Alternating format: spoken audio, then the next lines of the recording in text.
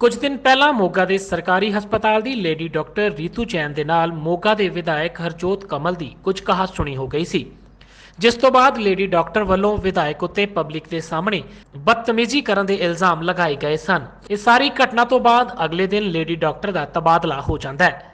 ਇੱਥੇ ਦੱਸ ਦਈਏ ਕਿ ਕਾਂਗਰਸੀ ਵਿਧਾਇਕ ਹਰਜੋਤ ਕਮਲ ਉੱਤੇ ਇਲਜ਼ਾਮ ਲੱਗੇ ਸਨ ਕਿ ਵਿਧਾਇਕ ਦੇ ਵੱਲੋਂ ਪਬਲਿਕ ਦੇ ਸਾਹਮਣੇ ਸਰਕਾਰੀ ਹਸਪਤਾਲ ਦੀ ਲੇਡੀ ਡਾਕਟਰ ਨਾਲ ਬਦਤਮੀਜ਼ੀ ਕੀਤੀ ਗਈ ਹੈ, ਜਿਸ ਤੋਂ ਬਾਅਦ ਸਰਕਾਰੀ ਹਸਪਤਾਲ ਦੀ ਲੇਡੀ ਡਾਕਟਰ ਦਾ ਗੁਜ਼ਰੀ ਰਾਤ ਤਬਾਦਲਾ ਕਰ ਦਿੱਤਾ ਗਿਆ ਸੀ।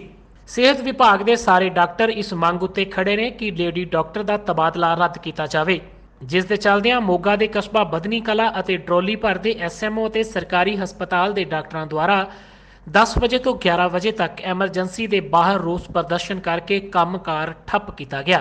पर मैंने मैडम सिविल सर्जन को अपने सिविल सर्जन को इन्फॉर्म किया था, रिटर्न में इन्फॉर्म किया मैंने कि मैडम इस तरह मेरे से ऑन ड्यूटी मिसबिहेव किया। आपकी पोस्टिंग की गई है यहाँ से कि नहीं? अभी मेरे को कल ऑर्डर दिए गए। कहाँ के दिए गए? Civil hospital Ludhiana SDH। तो अब आप क्या मांग कर रहे हैं?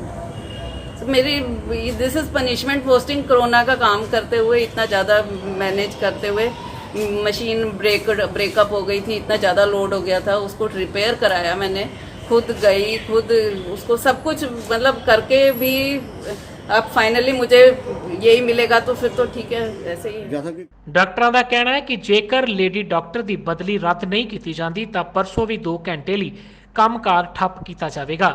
ਜੇਕਰ ਫਿਰ ਵੀ ਵਿਧਾਇਕ ਅਤੇ ਉਸਦੇ ਵਰਕਰਾਂ ਦੁਆਰਾ ਜਨਤਕ ਤੌਰ ਉੱਤੇ ਮਾਫੀ ਨਹੀਂ ਮੰਗੀ ਗਈ ਅਤੇ ਬਦਲੀ ਰੱਦ ਨਾ ਹੋਈ ਤਾਂ ਸੋਮਵਾਰ ਨੂੰ ਜ਼ਿਲ੍ਹੇ ਦੇ ਸਾਰੀਆਂ ਸਿਹਤ ਸੁਵਿਧਾਵਾਂ ਬੰਦ ਰਹਿਣਗੀਆਂ, ਜਿਸ ਦੀ ਜ਼ਿੰਮੇਵਾਰ ਪੰਜਾਬ ਸਰਕਾਰ ਹੋਵੇਗੀ। ਚੁੱਕਿਆ 2 ਦਿਨ ਪਹਿਲਾਂ ਸਾਡੇ ਬੜੇ ਹੀ ਇੱਕ ਸੀਨੀਅਰ ਔਰ ਨੋਬਲ ਓਨੈਸਟ ਅਪਰਾਈਟ ਹਾਰਡ ਵਰਕਿੰਗ ਸਾਡੇ ਡਾਕਟਰ ਨੇ ਰੀਤੂ ਜੈਨ, ਉਹਨਾਂ ਨਾਲ ਇੱਕ ਪਬਲਿਕਲੀ ਉਹਨਾਂ ਦੀ ਧੱਕਾਸ਼ਾਹੀ ਉਹਨਾਂ ਨਾਲ ਹੋਈ ਆ ਪਬਲਿਕ ਵੱਲੋਂ, ਤੇ ਸਾਡੇ ਜਿਹੜੇ ਇੱਥੋਂ ਦੇ ਮੌਜੂਦਾ MLA ਸਾਹਿਬ ਆ ਉਹਨਾਂ ਦੀ ਸ਼ਹਿ ਤੇ ਔਰ ਉਹਨਾਂ ਦੀ ਹਾਜ਼ਰੀ ਵਿੱਚ ਜੋ ਉਹਨਾਂ ਨਾਲ ਬਦਸਲੂਕੀ ਹੋਈ ਆ ਔਰ ਉਸ ਨੂੰ ਕਵਰ ਕਰਦੇ ਹੋਏ ਰਾਤ ਤੋਂ ਰਾਤ ਡਾਕਟਰ ਸਾਹਿਬ ਦੀ ਇੱਥੋਂ ਮੋਗੇ ਤੋਂ ਬਦਲੀ ਕਰ ਦਿੱਤੀ ਗਈ ਆ।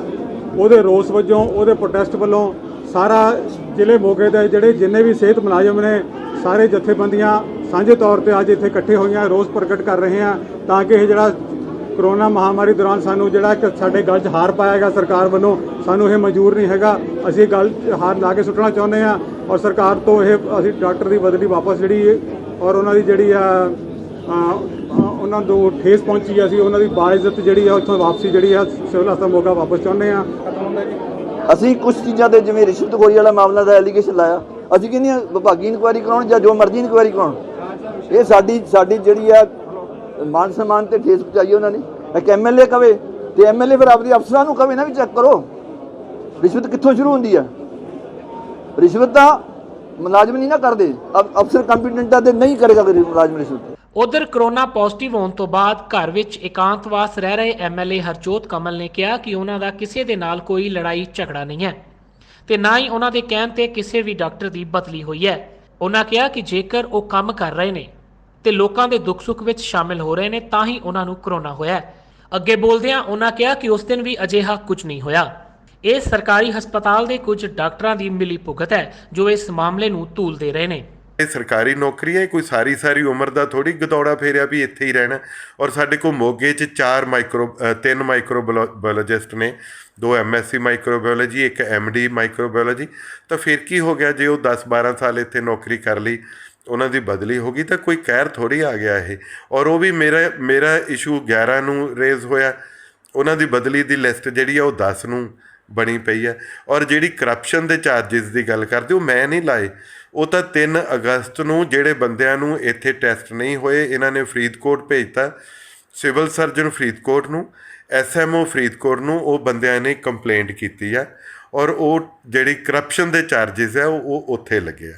ਸੋ ਮੈਂ ਤਾਂ ਇਹੀ ਬੇਨਤੀ ਕਰੂੰਗਾ ਕਿ ਕਮ ਸੇ ਕਮ ਮੈਨੂੰ ਜਿਸ ਬੰਦੇ ਨੇ ਤੁਹਾਡੀ ਲੜਾਈ ਲੜੀ ਹੈ, ਤੁਹਾਡੀ ਤੰਦਰੁਸਤੀ ਵਾਸਤੇ ਮੈਂ ਕਰੋਨਾ ਕਰਾਈ ਬੈਠਾ, ਮੈਨੂੰ ਚੈਨ ਨਾਲ 4 ਦਿਨ ਕੱਟ ਲੈਂਦੇ ਹੋ। ਰਾਜਨੀਤੀ ਆਪਾਂ ਫੇਰ ਕਰ ਲਾਂਗੇ। Thank you. ਪੰਜਾਬੀ ਨਿਊਜ਼ ਲਈ ਮੋਗਾ ਤੋਂ ਕਸ਼ਿਸ਼ ਸਿੰਗਲਾ ਦੀ ਰਿਪੋਰਟ।